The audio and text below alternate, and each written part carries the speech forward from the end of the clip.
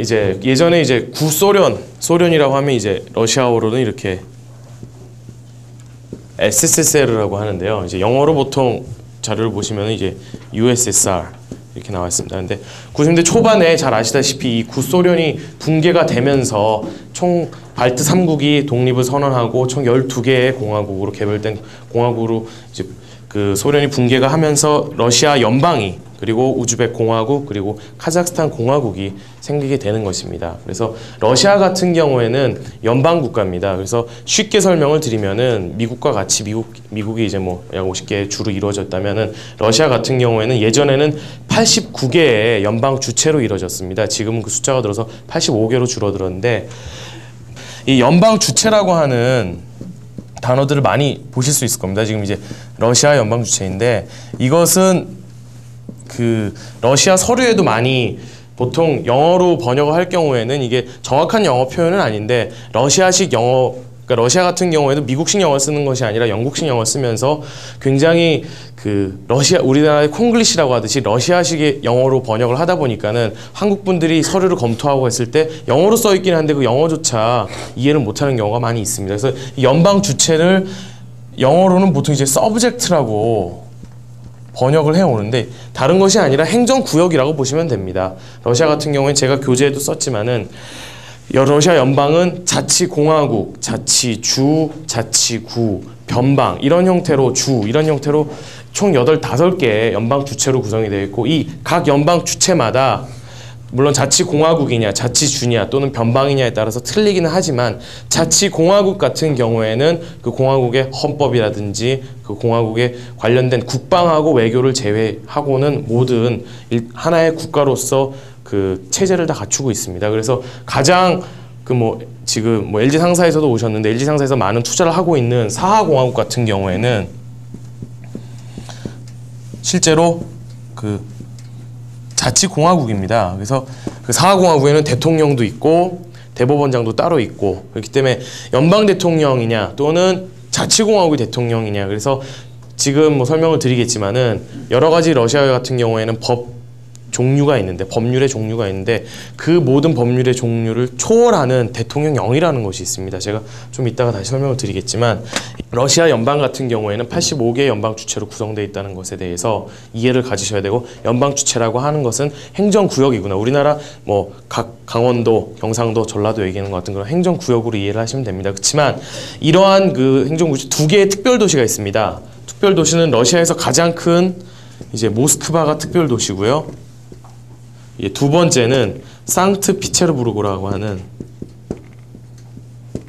영어로는 상피터스버그라고 하죠. 이 두 개가 이제 특별 도시입니다. 연방 특별 도시라고 보통 이제 번역을 하는데요. 말씀을 드린 이유는 우리나라의 기업들이 사실 많은 진출을 하는 부분은 이 모스크바 지역과 상피테르부르크 지역 그리고 극동 지역으로 나뉠 수가 있습니다. 모스크바 같은 경우에는 우리나라 삼성전자 이미 LG전자하고 동양 오리온 초코파이 그리고 한국 야쿠르트의 용기라면 그 설비 공장이 다 설립이 됐고요. 삼성 공장에서도 지금 공장을 설립 준비 중이고 KTNG 한국 담배임상공사에서도 그 에세라는 담배 브랜드가 가장 많이 팔리는 단일 국가가 러시아 시장이라고 합니다. 그래서 그러한 공장이 설립되는 지역인 모스크바이고 상피테르부르크에는 현대자동차가 공장을 설립을 하고 있습니다. 그렇지만 연방 특별도시이기 때문에 러시아 연방법과는 달리 모스크바와 상피테르부르크 같은 경우 연방 주체로서 각각의 시정부 그리고 모스크바 주는 또 다른 것입니다. 모스크바 주정부와 모스크바 시정부에서 각종 외국인 투자자에 대한 세제 혜택이라든지 부동산 관련 규제가 각각 다릅니다. 그렇기 때문에 연방 차원에서의 부동산 규제에 대해서 파악을 하고 있더라도 이 모스크바 상피테르부르크 근교에 만약에 프로젝트가 진행이 된다고 하면은 이 모스크바 상피테르부르크 시정부 또는 모스크바 주정부에 관련된 시행령이라든지 관련된 규제를 파악을 해야 되는 것입니다. 러시아 연방을 기준으로 먼저 말씀드리면은 이제 우리나라 같은 이제 러시아 연방 헌법이 있고요.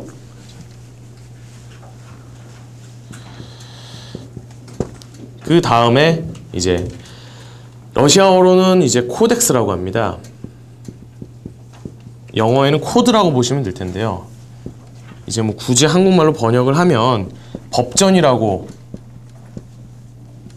번역을 하고 그때 또 이제 연방 헌법적 법률이라는 것이 있습니다. 그리고 연방 법률이 있고요. 뭐 헌법이야 잘 아시다시피 이제 좀 뭐 1993년도에 러시아 연방으로 출범을 하면서 국민 투표에 의해서 헌법이 채택이 됐고, 그리고 이 헌법에 따라서 지금 뭐 토지의 소유권 인정이라든지 여러 우리 외국인 투자자의 어떤 그 투자 보장이라든지 이러한 부분이 다 헌법에 규정이 되어 있습니다. 요즘 헌법이 다시 또 뜨거운 이슈가 되고 있는 이유가 실제로 지금 임기 4년에 러시아 연방 대통령 임기를 6년으로 연장을 하는 안이 1차로 러시아 연방 하원에서 통과가 됐습니다. 그러면은 지금 아시다시피 푸틴 대통령이 연임을 한 상태에서 메드베데프 대통령이 되면서 푸틴은 총리로 됐었는데, 실제로 내년에 메드베데프 대통령이 대통령에서 물러나면서 푸틴이 다시 대통령으로 올라가면은 실제로 6년 연임이 가능하기 때문에 12년 동안 푸틴이 정치를 할 수 있지 않을까 하는 그러한 의견도 나오고 있습니다. 그렇지만 이런 헌법에 분명히 토지의 소유권이 인정이 되는, 토지 사유와 이거의 소유권이 인정이 되는 부분이 명시가 되어 있고요. 코덱스라고 하는 것은 실제로 뭐 우리나라 같은 경우에는 뭐 번역을 할 때 그냥 법이라고, 법전이라기보단 법이라고 번역되어 있는 경우가 많이 있는데, 이 코덱스라는 이 코드라고 하는 것을 알아야 되신 이유가 바로 이 민법전이라는 것이 이 코덱스에 해당이 됩니다. 영어에 그러니까 시빌 코드라고 많이 배우는데, 우리나라하고 틀리게 러시아 연방, 카자흐스탄, 우즈벡은 상법전이 없습니다. 우리나라 같은 경우에는 상법이 있는데 러시아, 카자흐스탄, 우즈벡 같은 경우에는 상법이 관련된 규정이 다 민법에 다 녹아들어져 있기 때문에 민법에서 규정을 하고 있습니다. 그렇기 때문에 아셔야 될 부분이 민법전에서 법인 관련된 규정과 그리고 그 기타 우리나라 상법 뭐 주식회사라든지 이런 관련된 것도 다 민법에 규정이 되어 있기 때문에 요 코드라는 것이 있다는 걸 아셔야 되고요. 연방 헌법적 법률 같은 경우에는 특별히 외국인 투자자하고 관련된 내용의 법률은 없습니다. 예를 들어서 러시아 사법제도에 관한 법이라든지 또는 러시아 연방 어떤 그 국가 기관을 이루는 구성하는 그러한 기본적 법률이기 때문에 보통 이거 같은 경우 영어로는 Federal Constitutional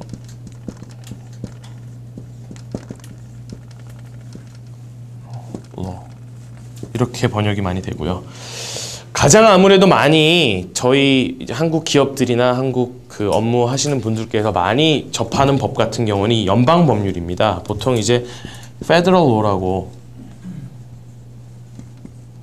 번역이 되는데요. 이 연방 법률이 바로 뭐 외국인 투자법이라든지 그리고 여러분들께서 관심을 갖고 있는 뭐 에너지 관련된 법이라든지 모든 법이 다 이 연방 법률로 규율이 됩니다. 그렇기 때문에 아셔야 될 것은 코드, 러시아의 상법전이 없고 다 민법에 따라서 규정이 되어 있는 것이고, 주식회사법, 유한회사법, 뭐 개인사업자 관리법 모든 것이 다 이 연방 법률로 규정이 되어 있는 것입니다. 그래서 이 두 가지만 이해를 하고 가시면은 되고, 이게 러시아가 이렇다면은 이제 카자흐스탄하고 우즈베키스탄 같은 경우에는 연방 법률이라고 안 하고 이제 이 법률이 있고 코드가 있습니다. 그래서 이렇게 카자흐스탄하고 우즈벡 같은 경우에는 헌법 그리고 민법, 상법전이 없기 때문에 민법 그리고 연방적 법률이 있습니다. 사법제도에 대해서 설명을 드리면서 제가 좀 구체적으로 드리겠지만, 우리나라에서 흔히 얘기하는 뭐 이제 민법전이 이제 코드에 해당이 되겠고요. 형법, 민사소송법, 형사소송법 이러한 것들이 다 코드로 다 규율이 되어 있습니다. 근데 특이한 점은 러시아 같은 경우에는 이러한, 우리나라 같은 경우에는 지금 뭐 민사소송법 그리고 형사소송법이 있다면은 중개소송법이라는 게 있습니다. 따로 러시아에는. 나중에 사법제도 설명을 드리면서 좀 더 확실하게 이해를 드리겠지만.